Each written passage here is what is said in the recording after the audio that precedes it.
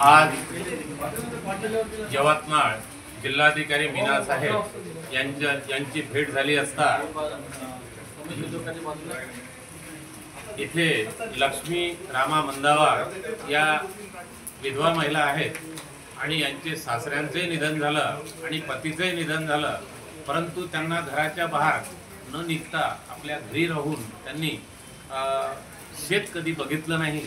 आणि बराचसा कालावधी लोटला गेलेला आहे आणि 5 एकर शेत दऱ्याला शिल्लक आहे, परंतु मोजणीचे पैसे भरल्यानंतर सुद्धा महसूल विभागाने त्यांचं शेत त्यांना प्राप्त करून दिलं नाही। म्हणून आज माननीय जिल्हाधिकारी साहेबांची भेट घेतली आणि जिल्हाधिकारी साहेबांनी 15 दिवसामध्ये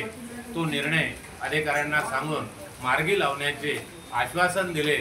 तरी मंदावार ताई आपणाला न्याय भेटतील,